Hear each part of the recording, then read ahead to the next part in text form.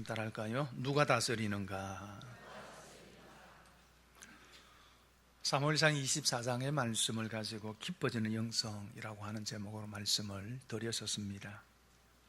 다윗이 엔게디 지역 한 동굴에 숨어 있을 때에 사울이 다윗을 잡으러 왔다가 대변이 급해서 동굴 안으로 들어오게 되어집니다.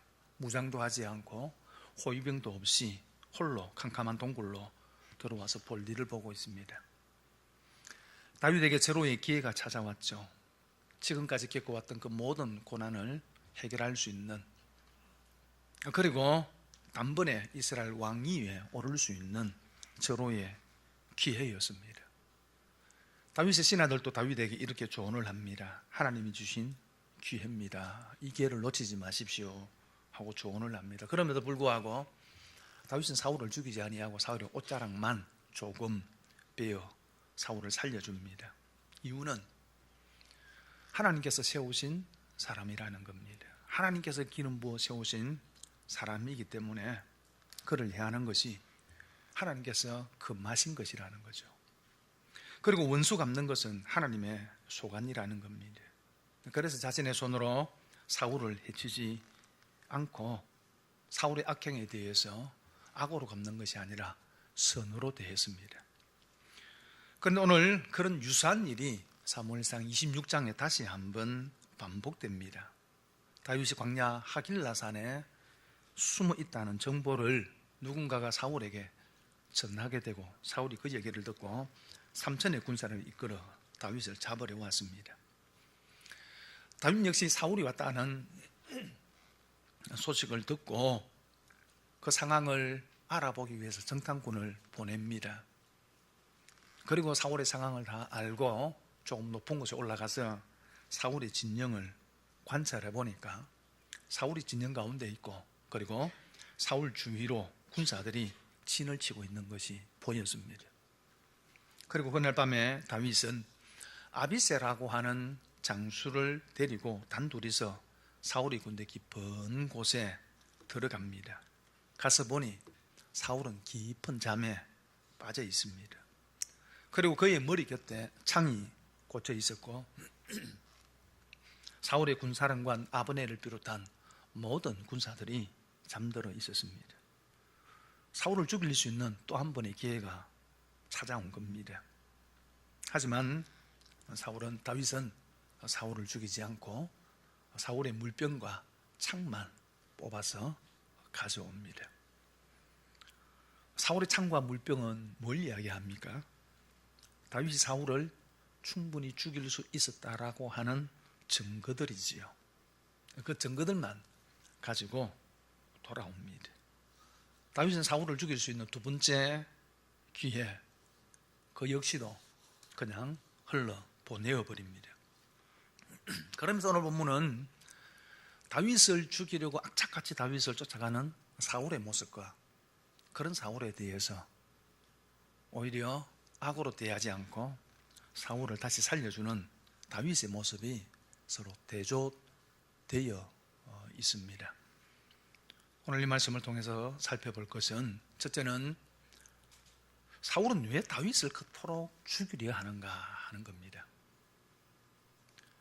사울이 다윗을 죽이려는 이유가 무엇입니까? 골리앗을 이긴 다윗이 전쟁에 나갈 때마다 승리하고 돌아오자 백성들이 이렇게 노래하죠. 사울은 천천히고 다윗은 만만이다. 사울이 죽인 자는 천천히지만은 다윗이 죽인 자는 만만이다 하고 노래를 합니다. 이 노래를 들은 사울이 이런 생각을 갖습니다. 이제 다윗이 더 얻을 것이 나라 외에는 뭐가 있느냐? 백성들이 저렇게 다윗을 칭송하고 높이는데 이제 그가 더 가질 것은 나라밖에 없다. 이런 생각을 가지고 의심과 시기의 눈으로 다윗을 주목하기 시작합니다. 다윗이 자신의 왕권에 가장 큰 위협이 되는 인물이라고 생각한 겁니다. 그런데 그 후 사울의 불신앙과 사울의 불순종으로 인하여 하나님께서 사울을 버리시지요. 그리고 사무엘을 통해서 사울에게 이렇게 하나님께서 말씀하십니다. 하나님의 마음에 맞는 사람을 구하여 백성의 지도자로 삼으셨습니다.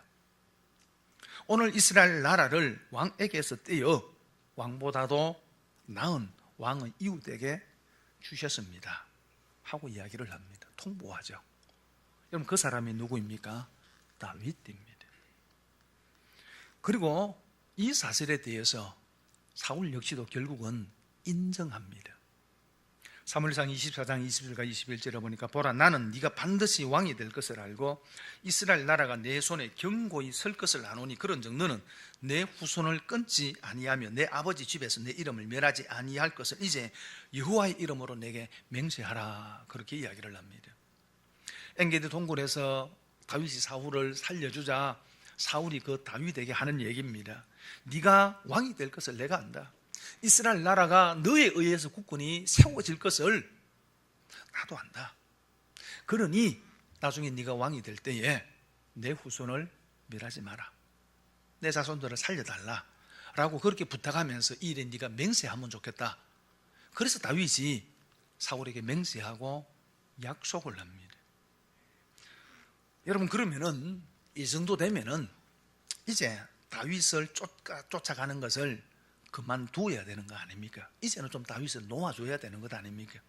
압넬에 대해서 이제는 좀 내려놓고 그렇게 포기해야 되는데 그러지 못했습니다.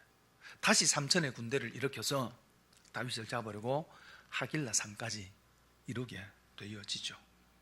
그리고 오늘 2절에 보면 이렇게 이야기합니다.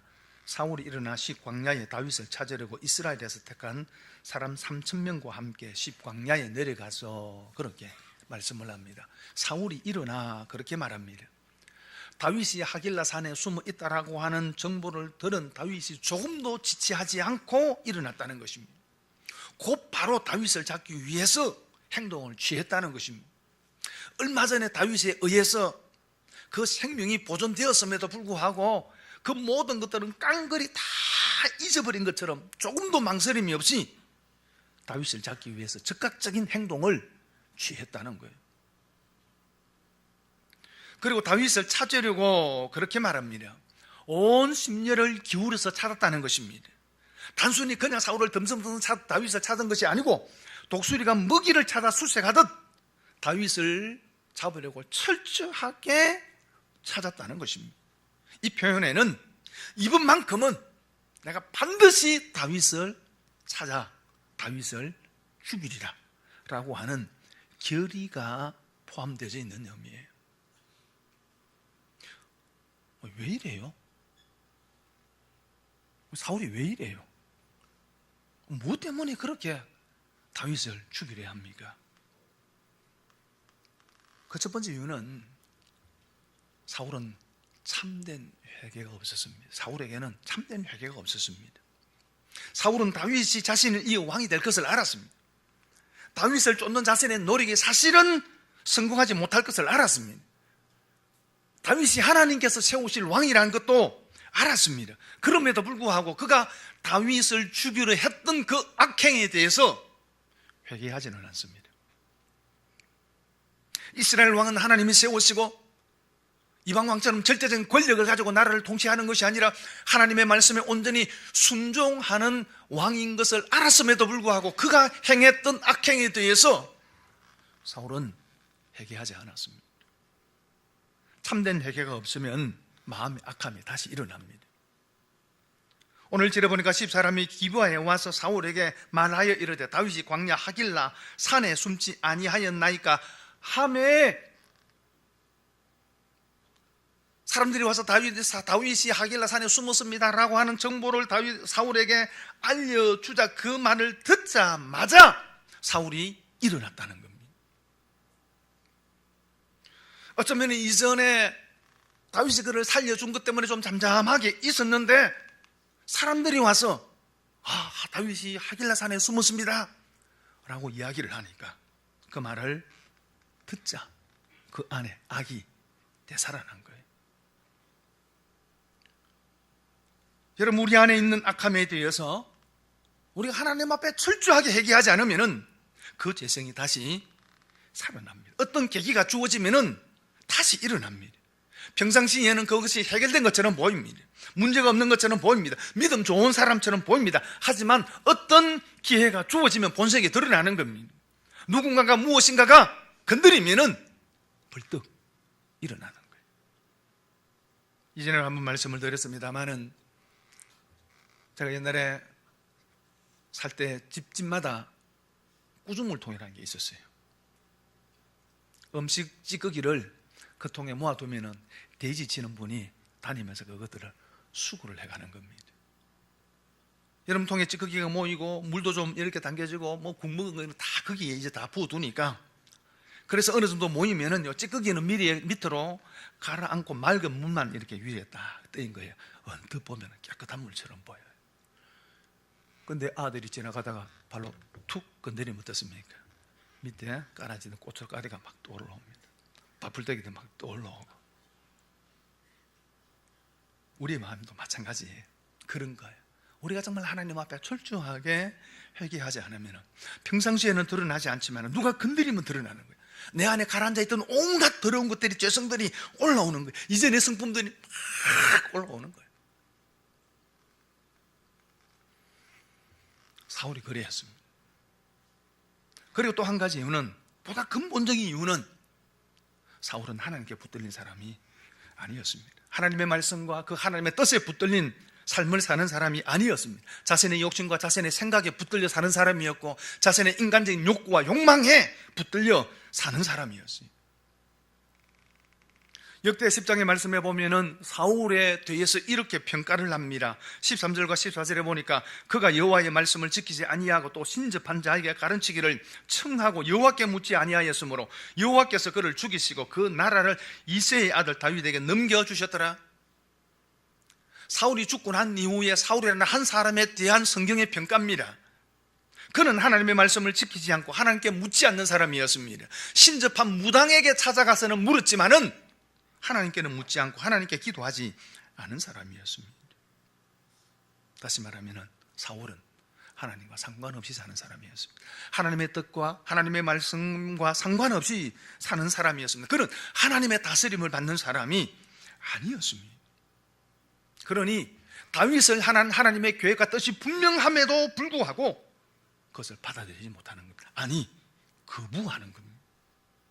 하나님의 다스림을 거부하는 거예요. 역시 사울입니다. 그러면은 또 한 사람, 다윗은 왜 그에게 찾아온 그 기회를, 두 번째 기회마저도 붙들지 않았는가 하는 것입니다. 사울이 왔다는 소식을 듣고 정탐관을 보내서 알아보고, 그리고 높은 곳에 올라가서 사울의 진영이 어떻게 꾸몄는지도 보았습니다. 사울의 중심이 있고, 그리고 군사들이 사울 주위로 이렇게 탁 진을 치고 있었습니다. 무슨 얘기입니까? 혹시 다윗이 기습을 해온다든지 할 경우에 사울을, 왕을 철저하게 보호하겠다는 것입니다. 이전에 다윗에 의해서 올짜리 배웠던 그런 경험들이 사울로 하여금 그렇게 자신을 보호하려 했던 것 같습니다. 그리고 밤에 아비살을 데리고 사울의 진영 가까이 가보니까 사울의 창이 사울의 머리 곁에 꽂혀 있었습니다. 뭘 이야기하는 거예요? 자다가도 인기증이 무슨 소리가 나고 뭔가 낌새가 이상하면은 창을 뽑아들고 자기를 지키겠다는 거예요. 그런데 그렇게 자신을 지금 지키고 보호하고 있었는데 다윗이 사울의 진영 가까이 이르렀음에도 불구하고 어느 누구도 눈치채지 못합니다. 다윗이 발각되지 않았어요. 군사령관 아브넬을 비롯한 모든 군사들이 깊은 잠에 빠져 있었기 때문입니다. 여러분, 왕은 잘 수 있잖아요, 그죠? 지가 왕인데. 그러나 군사들은, 보초는 지켜야 되잖아요. 왕을 보호하고 지켜야 되는데 보초들까지도 다 깊은 잠에 빠져 있었던 거예요. 어떻게 이런 일이 있을 수 있습니까? 그런데 그 이유에 대해서 12절에 이렇게 이야기합니다. 이는 여호와께서 그들을 깊이 잠들게 하셨으므로 그들이 다 잠들어 있었기 때문이었더라. 하나님께서 잠들게 하셨습니다. 사울의 모든 군대를 하나님께서 깊이 잠들게 하셨습니다. 그러니 다윗이 사울이 잠자고 있는 그 잠자리까지 다가왔음에도 불구하고 어느 누구도 그것을 눈치채지 못했다는 거예요. 이게 얼마나 기회입니까? 그죠? 사울을 죽이고 도망쳐도 몰라요. 절호의 기회입니다. 다윗에게 이런 기회가 다시 찾아왔습니다. 정말로 하나님이 주신 기회처럼 보입니다. 그리고 아비새가 이렇게 이야기합니다. 8절에 보니까 아비새가 다윗에게 이르되 하나님이 오늘 당신의 원수를 당신의 손에 넘기시나이다. 그러므로 청하오니 내가 창으로 그를 찔러서 단번에 땅에 곱게 하소서. 내가 그를 두 번 찌를 것이 없으리다니. 함께 갔던 아비새 장군이 이야기합니다. 하나님께서 사울을 당신의 손에 넘겼었습니다. 당신의 손에 가두어 버렸습니다. 하나님께서 주신 기회라는 거죠. 그리고 당신의 손에 피를 묻을 필요 없습니다. 내가 사울의 창을 들어 그를 단번에 죽이겠습니다. 그런데 다윗이 허락하지 않습니다. 왜 그럴까요? 여러분, 다윗의 인생에 있어서 가장 큰 시험이 어떤 것이 있었을까요? 다윗의 인생에 정말로 가장 힘든 문제가 무엇이었을까요? 사울이 그를 쫓아오고 사울이 그를 죽이려는 것, 그것이 다윗의 인생에 있어서 정말 큰 시련이고 고난이었을 것입니다만, 그러나 다윗에게 정말로 큰 유혹과 시험은 아비새 같은 사람입니다. 하나님이 주신 기회입니다. 하나님께서 오늘 당신의 원수를 당신의 손에 넘겨주었습니다. 이 말을 하는 사람이에요. 끈질기게 자신을 추격하는 사울을 없애버릴 수 있는 기회입니다. 자신의 고난스러운 삶을 단숨에 끝내버릴 수 있는 기회입니다. 여러분, 다윗에게라고 어찌 그런 욕구가 없었겠습니까? 다윗에게 어떻게 그런 마음이 없었겠습니까? 그런데 다윗은 그러지 않았습니다. 사울을 살려둡니다. 왜요? 왜 그에게 찾아오는 그 절호의 기회를 붙들지 않습니까? 오늘 구절에 이렇게 이야기하죠. 다윗이 아비새에게 이르되 죽이지 말라. 누구든지 손을 들어 여호와의 기름 부음 받은 자를 치면 죄가 없겠느냐. 여호와의 기름 부은 자를 치는 것은 하나님께 죄가 된다는 겁니다. 하나님께서 그를 세우신 하나님의 권위에 도전하는 것이라는 거죠. 그리고 그 하나님의 뜻은 어떤 경우에도 변함이 없다는 겁니다. 두 번의 기회가 찾아오고 세 번의 기회가 찾아온다 하더라도 그건 죄라는 거죠. 우리가 흔히 이런 경우 우리 자신을 스스로 합리화할 때가 참 많습니다. 하나님, 이번 기회는 놓칠 수 없습니다. 하나님, 내 인생에 어떻게 이런 기회가 또다시 찾아올 수 있겠습니까? 하나님, 한 번만 봐주시오. 한 번만 눈 감아주시오. 이게 우리의 마음이잖아요. 그러나 다윗은 그러지 않습니다. 왜요? 기회보다 중요한 것이 하나님의 뜻이기 때문에. 그런 기회가 두 번 아니 세 번, 네 번 찾아온다 할지라도 하나님의 뜻이 아니면 안 하겠다는 겁니다. 그리고 또 한 가지 이유는 사울의 생사 문제는 하나님이 하실 일이라는 거죠. 그래서 10절에 이렇게 이야기합니다. 다윗이 또 이르되 여호와께서 살아계심을 두고 맹세하노니 여호와께서 그를 치시리니 혹은 죽을 날이 이르거나 또는 전장에 나가서 망하리라. 다윗을 사울을 죽이지 않는 또 한 가지 이유는 자신이 사울을 해하게 되면은 자신이 심판자가 된다는 겁니다. 하나님께서 하나님의 공의로 그 일을 처리하실 것이기 때문에 자신이 심판의 주체가 될 수 않겠다는 것입니다. 하나님이 하시고 하나님께 맡기겠다는 거죠. 여러분, 다윗은 이 사실을 25장의 나발의 사건을 통해서 깊이 체험을 했습니다. 자신의 선에 대해서 악으로 갚는 나발에 대해서 분노한 다윗이 군대를 이끌고 나발의 집안을 멸하려고 가는데 제론 여인 아비가엘이 와서 다윗의 분노를 누그러뜨림을 통해서 학살을 막게 됩니다. 하지만 나발의 악행에 대해서는 하나님이 심판하십니다. 그래서 며칠이 지나 하나님께서 나발의 생명을 거두어가 버리셨습니다. 이 경험을 통해서 다윗이 뭘 깨달았습니까? 아, 하나님이 하시는구나. 내가 할 일이 아니구나. 그건 내 영역이 아니구나 하는 것을 깊이 체험한 것입니다. 그래서 사울에 대해서도 마찬가지입니다. 하나님이 하실 것이다. 하나님이 그러면 길거리에서 죽게 하든지, 안 그러면 뭐 전쟁터에서 나와서 죽게 하든지, 그건 하나님이 하실 일이지 내가 그 일에 대한 심판자가 되지 않겠다는 것입니다.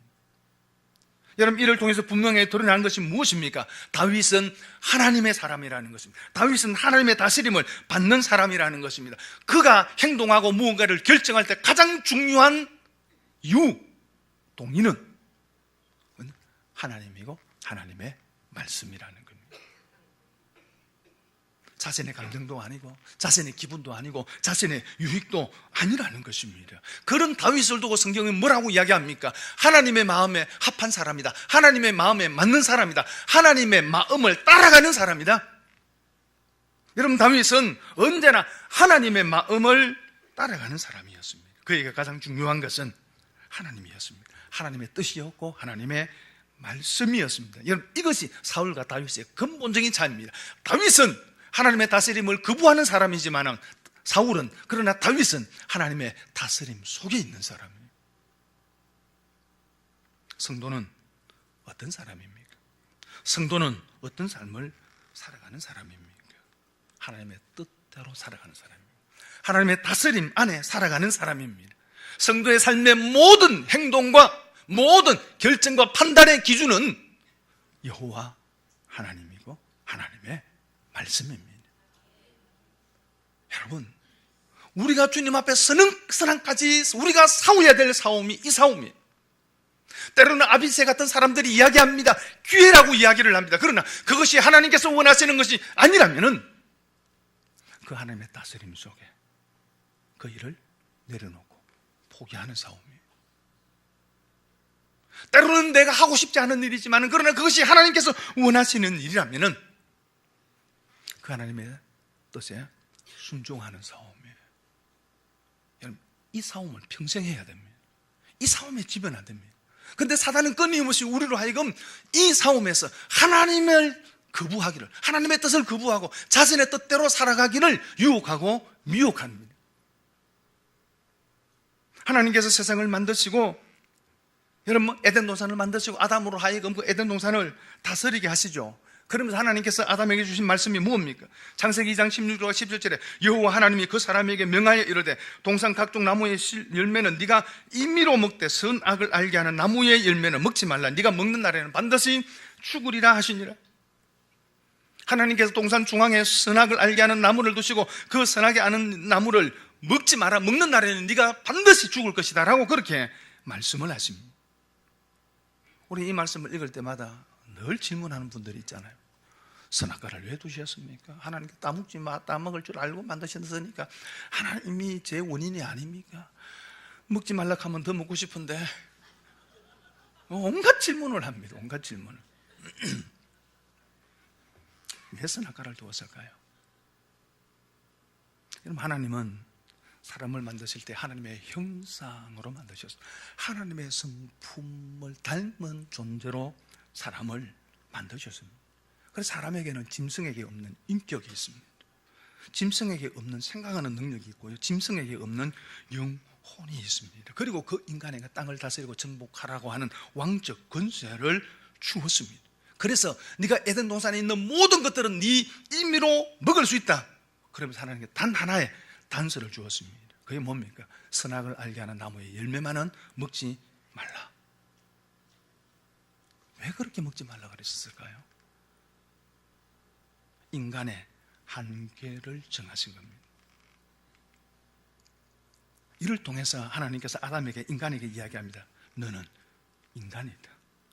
너는 신이 아니다라고 말씀합니다. 하나님의 인격을 닮은 사람으로 만들고 생각하고 판단하는 능력을 준 사람이지만, 만물의 영장으로 세운 사람이지만, 그러나 너는 신이 아니다.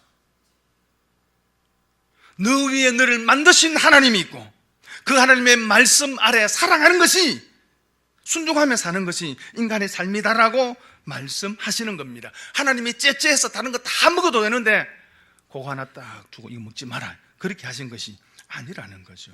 인간의 한계를 알고 그리고 그 한계를 지킴을 통해서 에덴의 복을 영원히 누리도록 하신 겁니다. 여러분, 오늘 하나님께서 우리에게 하나님의 기록되어진 이 하나님의 말씀, 성경을 하나님께서 우리에게 주셨습니다. 이 말씀을 통해서 우리는 하나님의 뜻이 무엇인지를 알고 그 하나님의 뜻에 순종하며 살게 합니다.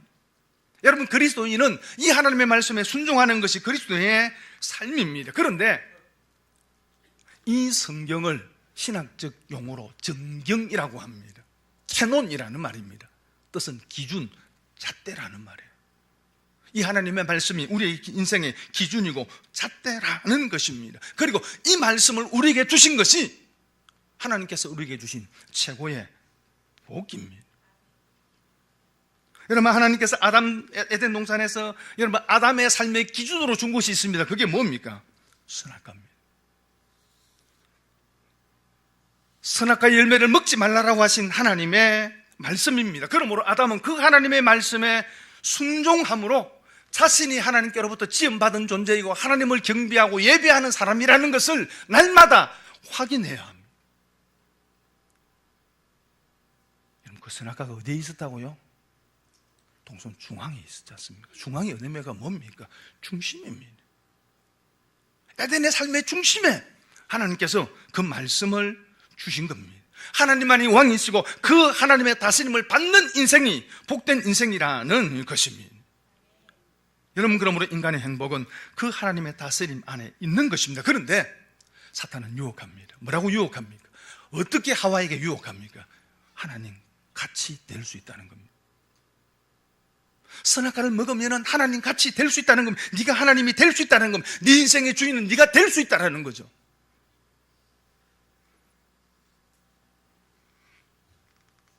교회를 오고 예배를 드리지만 자신의 인생의 주인이 자신이라는 것입니다. 신앙생활이라는 것은 마음의 평안과 위로를 얻는 종교적인 활동에 불과한 것이고 네 인생은 네 것이다. 사단은 끊임없이 그걸 부추기는 거예요. 그래서 아담 하와를 유혹하여 선악과를 먹게 하고 사울을 유혹하여 하나님 뜻보다는 자신의 뜻과 욕망에 붙들린 삶을 살게 한 것입니다. 오늘 그 사단이 오늘날 또 끊임없이 우리를 유혹하고 미혹해서 하나님의 다스림을 떠나서 왕 대신 하나님을 떠나서 자신의 욕망과 자신의 생각대로 살게 끊임없이 유혹하는 것입니다. 사울의 삶을 살게 하는 것입니다. 사랑하는 여러분, 하나님의 왕 되심을 인정하시기를 바랍니다. 그 하나님의 다스림 속에 있어야 합니다. 우리를 행동하는 힘이 다른 것이 아니고 하나님의 말씀이어야 합니다. 하나님이어야 합니다. 우리의 욕심과 우리의 욕구가 아니라, 인간의 뜻이 아니라 하나님이 되어져야 합니다. 여러분, 다윗에게도 아담에게도 그 선악과에 대한 욕망이 왜 없었겠습니까? 사울을 죽이면 단번에 그의 모든 고난의 삶을 끝낼 수 있는데 왜 그에게 그런 욕구가 없었겠습니까? 그러나 하나님이 아니다 라고 말씀하시니 그 하나님의 말씀을 따르는 겁니다. 순종하는 겁니다. 그 하나님의 다스림 속에 사는 겁니다. 여러분, 그것이 성도의 삶입니다. 그것이 복된 삶입니다. 그 하나님이 인도하시는 그 하나님의 다스리는 삶을 살 때에 여러분, 우리가 이 땅 위에서 가장 복된 삶을 살 수 있는 것입니다. 속지 마십시오.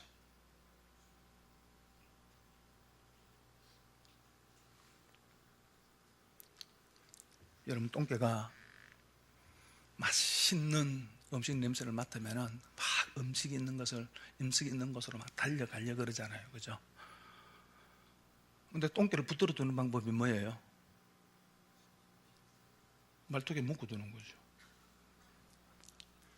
근데 말뚝이 쉽게 뽑아주는 말뚝이면 어떻게 됩니까? 소용이 없어요. 새 말뚝을 막 깊이 박힌 말뚝에 묶어 두면 아무리 큰 똥개라도 낑낑거리다가 포기합니다. 오늘 인간이 그런 거예요. 끊임없는 우리의 욕구를 쫓아서 살아가려고 하는 것이 인간의 모습입니다.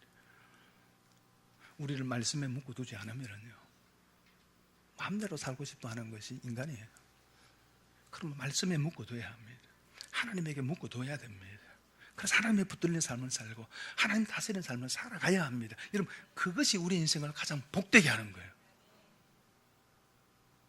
누가 여러분을 다스립니까? 여러분, 누구의 다스림 속에 살아갑니까? 하나님을 왕으로 삼고 하나님 다스림 안에 살아가는 저와 여러분 되기를 바랍니다.